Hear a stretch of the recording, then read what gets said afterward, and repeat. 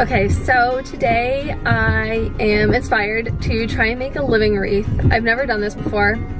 I don't really know how I'm going to do it, but I've got like a bit of an idea. So I'm going to head to this little farm stand that's just down the road from me and pick up some flowers.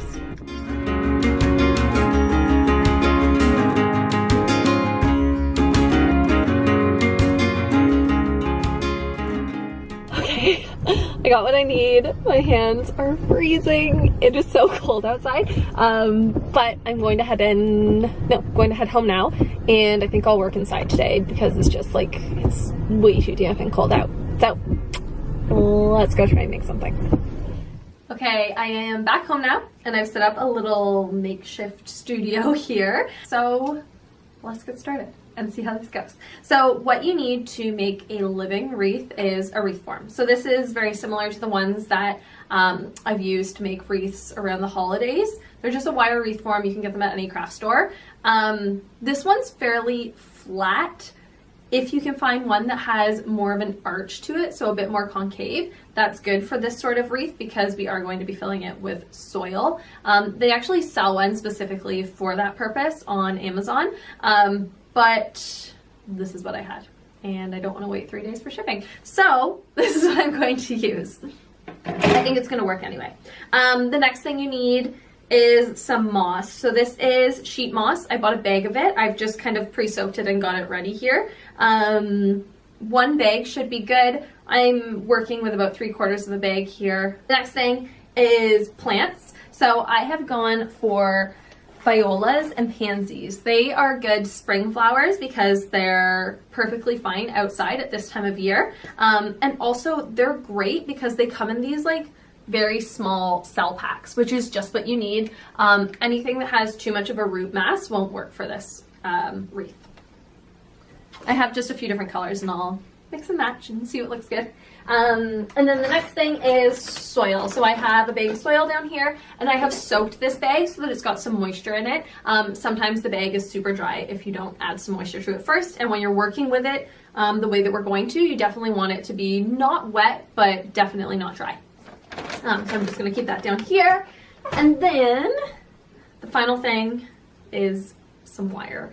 And some pruning shears or something to cut the wire would be good. I don't have that right here, but I will get it. Okay, so to get started, find a large piece of moss. So this one here is awesome. It's nice and big. I actually think it's even bigger than necessary, so I'm going to rip it very carefully in half. A long piece is really what you're going for here though. So what you're going to do is kind of just choose a spot where you're comfortable to get started and place your moss underneath your wreath. And then from there, we will go into our little cells and pull out just one of these small plant cells. So sometimes, as you can see, the roots are like growing out the bottom here. So they might be pretty stuck in there. You just need to like give them a good squeeze to try and loosen up the soil from the plastic. These are super wet right now because, as you saw, it's been pouring rain outside for like a day, so there's a ton of moisture in them, but I think that's a good thing. So it's just gonna get my table really wet, but it will be good for the plants. Okay, so this is what it looks like, a nice little cell. So now what I'm going to do is place that on top of the moss that I've just put down. So let's see if I can show you. So moss underneath and your plant on top. So the idea is that I will now add some soil on top of this and then kind of enclose it all with the moss and seal it up with the wire. And then I'll just go around the wreath, adding another flower on top so that you're covering the root ball of the previous flower. I'm going to secure this and kind of add a few more, and I'll check back in a minute and show you how it's going.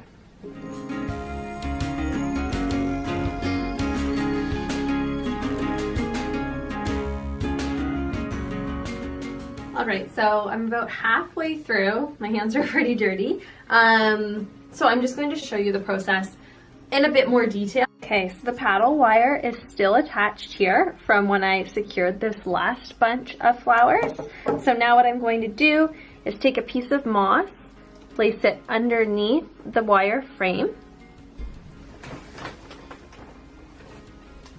I'm using just a small handful of soil to put in here so that the roots of the plants will have a little bit of soil to cling to. And then I take another flower, place it like so, and then wrap the moss around. I think this is actually too much, so I'm just gonna thin it out, and I can use this somewhere else to wrap as well. So it doesn't even have to be a solid piece. So this just broke off, and that's fine. You just really want to cover the roots so that they, one, have moisture, but also so that it's showing greenery, not the kind of white roots from the plant cell. Once I have that in place, I'll bring the paddle around again. I didn't really need to wrap it around that one more time, but I did. And then I will just wrap it around the moss, nice and tightly, around the top and the bottom to secure it.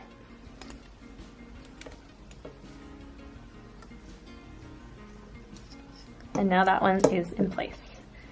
And I'm just going to do the same with the next one. All right, so we are finished with the wreath. It actually turned out really well, and it was not difficult to do. I would say it took me maybe 20 minutes.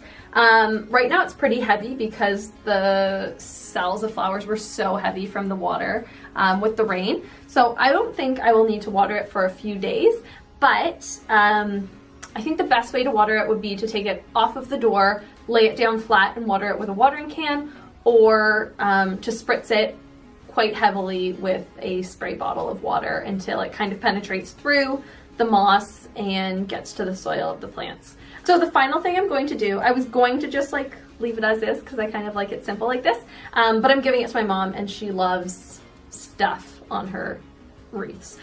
So I am going to add in some pussy willows because I bought a couple bunches of them that I just haven't used. So I'm going to add those in simply by cutting small bits, and I'm just going to stick them into the soil. So I don't even think they'll need wire.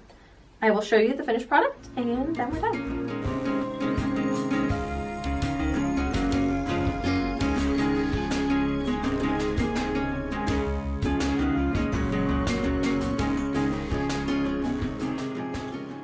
Okay, so now I've added the pussy willows and I am truly complete.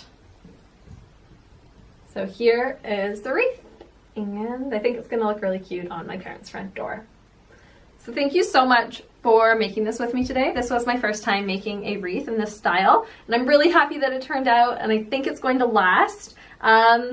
It looks great, and it wasn't too difficult to make. So thanks a lot for watching, and I'll see you next time.